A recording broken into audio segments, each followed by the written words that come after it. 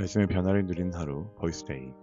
오늘 우리가 함께 살펴볼 말씀은 창세기 41장 25절부터 36절까지 말씀입니다. 요셉이 바로에게 말하였다. 임금님께서 두 번 꾸신 꿈의 내용은 다 같은 것입니다. 임금님께서 장차 하셔야 할 일을 하나님이 보여주신 것입니다. 그 좋은 남소 7마리는 7회를 말하고 잘 여문 이삭 7개도 7회를 말하는 것입니다. 두 꿈이 다 같은 내용입니다. 뒤따라 나온 야이고 흉측한 나무새 7마리나 열풍에 말라버린 쓸모없는 이삭 7개도 역시 7회를 말합니다. 이것들은 흉년 7회를 말하는 것입니다. 이제 제가 임금님께 말씀드린 바와 같이 임금님께서 앞으로 하셔야 할 일을 하나님이 보여주신 것입니다. 앞으로 올 7회 동안에는 온 이집트 땅에 큰 풍년이 들 것입니다. 그리고 곧 이어서 7회 동안 흉년이 들 것입니다. 그렇게 되면 이집트 땅에 언제 풍년이 있었더냐는 듯이 지나간 일을 다 잊어버리게 될 것입니다. 그리고 기근이 이 땅을 황폐하게 할 것입니다. 풍년이 든 다음에 오는 흉년은 너무나도 심하여서 이집트 땅에서는 아무도 그 전에 풍년이 든 일을 기억하지 못할 것입니다. 임금님께서 같은 꿈을 두 번이나 거듭 꾸신 것은 하나님이 이 일을 하시기로 이미 결정하시고 그 일을 꼭 그대로 하시겠다는 것을 말씀해 주시는 것입니다. 이제 임금님께서는 영철하고 슬기로운 사람을 책임자로 세우셔서 이집트 땅을 다스리게 하시는 것이 좋을 듯합니다. 임금님께서는 전국의 관리들을 임명하셔서 풍년이 계속되는 7회 동안에 이집트 땅에서 거둔 것의 5분의 1을 해마다 받아들이도록 하심이 좋을 듯합니다.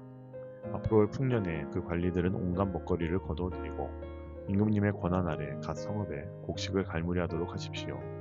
이 먹거리는 이집트 땅에서 7회 동안 이어갈 흉년에 대비해서 그때 이 나라 사람들이 먹을 수 있도록 갈무리해 두셔야 합니다. 그렇게 하시면 기근이 이 나라를 망하게 하지 못할 것입니다. 아멘. 여러분, 좋은 아침입니다. 우리에게 허락하신 꿈의 해석은 답을 아는 데서 끝나지 않습니다. 정말 중요한 것은 그 다음이죠. 그러면 이제 어떻게 살아야 되는가 라는 질문이 우리 안에 남습니다. 오늘 본문에서 요셉은 바로의 꿈을 해석합니다. 7회 동안 큰 풍년이 있을 것이고 그 뒤에 7회 동안 심한 흉년이 올 것이라고 말을 합니다. 그런데 요셉은 단순히 미래를 알려주는 사람으로 멈추지 않습니다. 하나님이 보여주신 일들을 붙들고 또한 듣고 그 앞에서 어떻게 준비하는지까지 말하는 사람이었죠. 여러분, 이것이 오늘 본문의 아주 중요한 흐름입니다. 하나님은 앞으로 일어날 일들을 알려주셨습니다. 그런데 그 이유는 두려워하라는 뜻이 아니라 준비하라는 뜻이었습니다. 요셉이 바로에게 말합니다. 바로에게 주신 꿈은 하나입니다. 하나님이 앞으로 하실 일을 바로에게 알려주신 것입니다. 임금님에게 알려주신 것입니다. 라고 말합니다. 바로는 꿈을 꾸었지만 그 꿈의 의미를 알지 못했습니다. 이집트의 많은 마술사들과 현인들도 그 꿈을 풀지 못했습니다. 하지만 요셉은 알았죠. 요셉이 특별히 똑똑해서가 아니라 하나님께서 알게 하셨기 때문입니다. 요셉은 꿈을 보며 말합니다. 지금 보이는 풍년이 전부가 아니라고 말을 하죠. 곧 심한 흉년이 온다는 사실을, 그리고 7회 풍년 뒤에 7회 흉년이 온다는 사실을 말합니다. 여러분, 사람은 지금만 봅니다. 지금 풍요로우면 계속 풍요로울 것처럼 생각을 합니다. 지금 평안하면 계속 평안할 것처럼 생각을 합니다. 지금 괜찮으면 앞으로도 괜찮을 것처럼 생각을 합니다. 하지만 우리 하나님은 지금만 보지 않으십니다. 하나님은 풍년 뒤에 흉년도 보시는 분이십니다. 오늘의 넉넉함 뒤에 찾아올 어려움도 아시는 분이시죠. 우리가 알지 못하는 시간을 이미 보고 계시는 분이십니다. 그래서 하나님이 알려주시는 것입니다.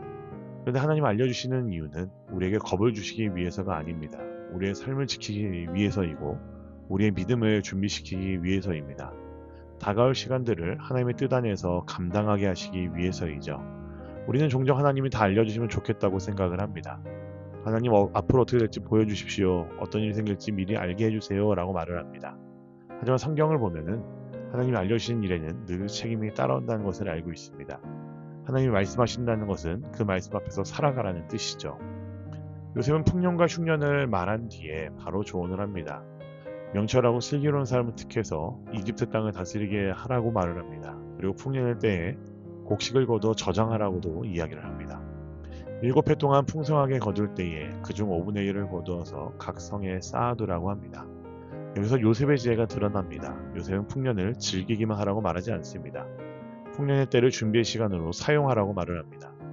풍년은 마음껏 소비하라고 주신 시간이 아닙니다. 흉년을 감당하게 하시려고 주신 하나님의 은혜라는 사실이죠.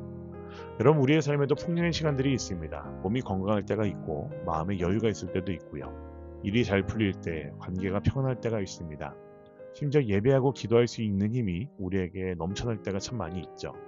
그런데 우리는 풍년의 시간들을 너무나 쉽고 당연하게 여깁니다. 건강할 때 하나님께 더 가까이 가지 않고, 시간이 있을 때 말씀을 더 쌓아두지 않고, 은혜가 있을 때 믿음을 깊이 뿌리내지 않을 때가 참 우리에게 많습니다.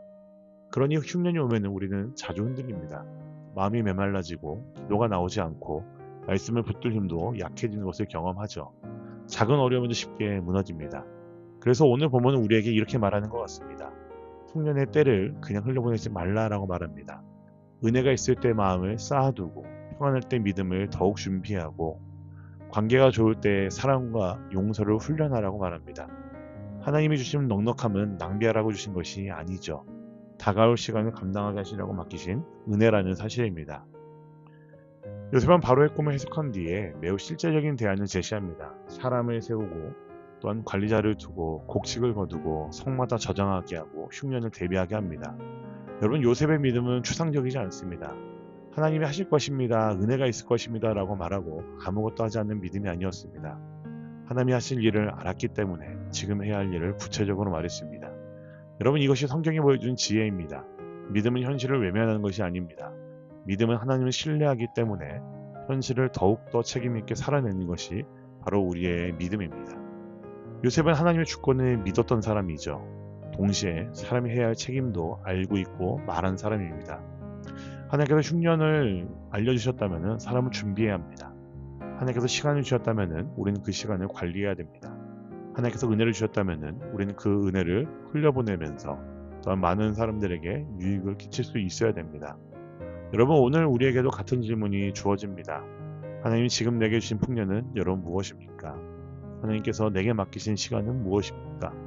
내가 미리 준비해야 될 믿음의 유익은 무엇입니까? 여러분, 말씀을 듣는 것에서 멈추지 않으시기를 소망합니다. 깨달았다는 말에서 여러분들의 믿음이 멈추지 않으면 좋겠습니다. 그럼 여러분, 오늘 한 가지라도 준비하시면 좋겠어요.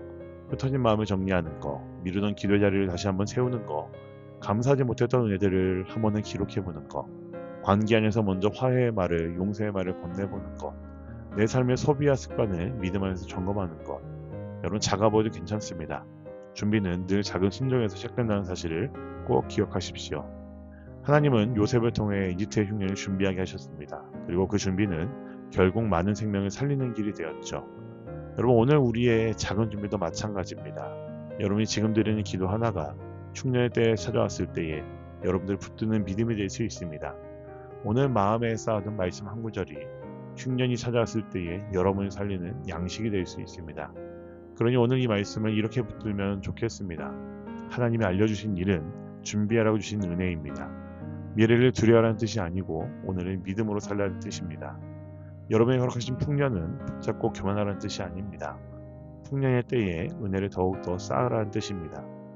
오늘 하루 하나님께서 여러분의 맡기신 풍년을 잘 살펴보십시오. 그리고 그 은혜를 낭비하지 마시고 말씀을 쌓고 기도를 쌓고 감사와 순종을 쌓는 여러분이 되시길 소망합니다.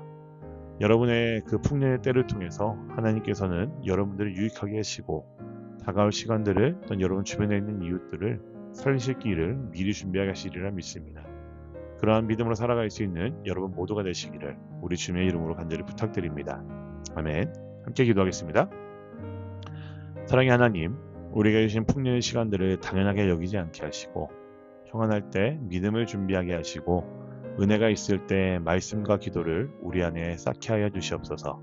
다가올 시간을 두려워하기보다는 오늘 맡기신 자리에서 지혜롭게 순종하게 하시고 우리의 작은 준비가 누군가를 살리는 통로가 되게 하여 주시옵소서. 감사드리며 살아계신 우리 구주 예수 그리스도의 이름으로 기도합니다. 아멘.